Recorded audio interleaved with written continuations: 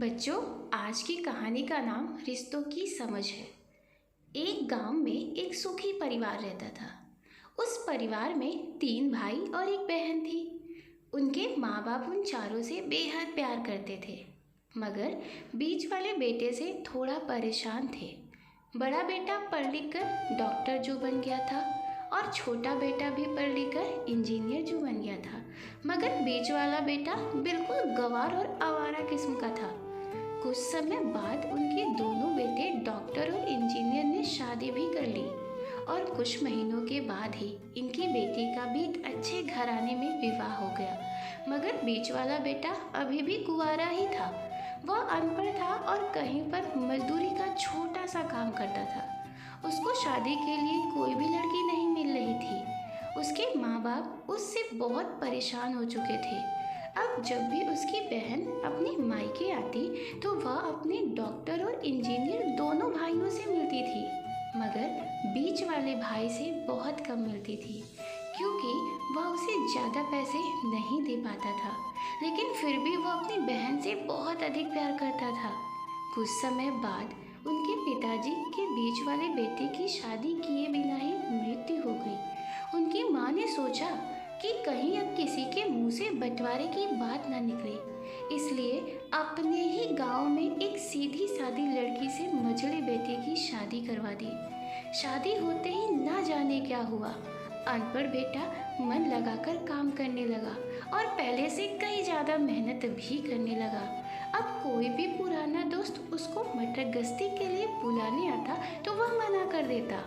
एक दिन उसके डॉक्टर और इंजीनियर भाई ने सोचा कि यह तो गंवार और अनपढ़ है, हम इससे कई ज़्यादा पैसे कमा लेते हैं, इसलिए अब हमें बंटवारा कर लेना चाहिए। माँ के लाख मना करने के बाद भी दोनों बेटे ने बंटवारे की तारीख तय कर दी और उन्होंने अपनी बहन को भी बुला लिया।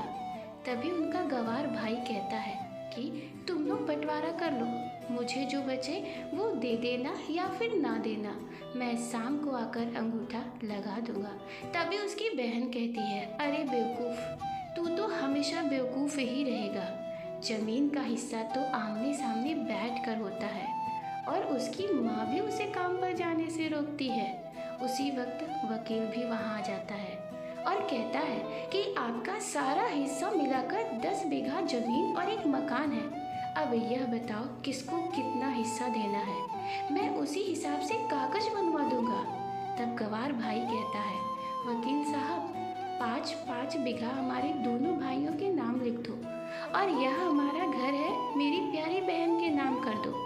तब दोनों भाई पूछते हैं कि तू अपने हिस्से में क्या लेगा। गंवार भाई कहता है कि मेरे हिस्से में मेरी प्यारी माँ को कर दो। वह अपनी पत्नी की तरफ मुस्कुराते हुए कहता है, क्यों, क्या मैंने गलत कहा? उस गंवार और अनपढ़ की पत्नी अपनी सास से लिपट कर कहती है, माँ से बड़ी क्या वसीयत हो सकती है मेरे लिए। उसी वक्त उसका गंवार पति भी अपनी माँ से लिपट जाता है। गंवार बेटी और बहू के प्यार ने जमीन जायदाद के बंटवारे को एक सन्नाटे में बदल दिया।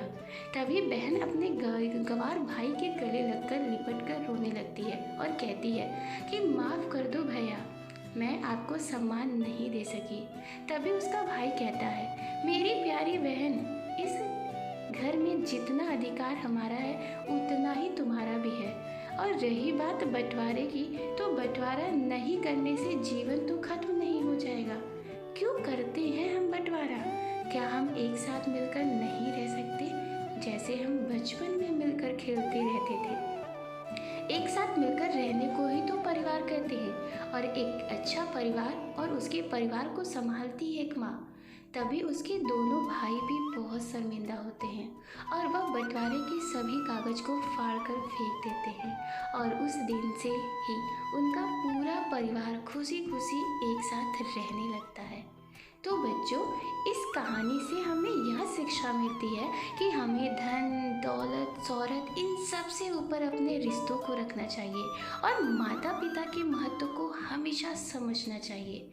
तो दोस्तों, अगर आपको ये कहानी पसंद आई हो तो इस कहानी को लाइक करें, सब्सक्राइब करें, शेयर करें और हाँ, बेल आइकन दबाना बिल्कुल भी ना भूलिए।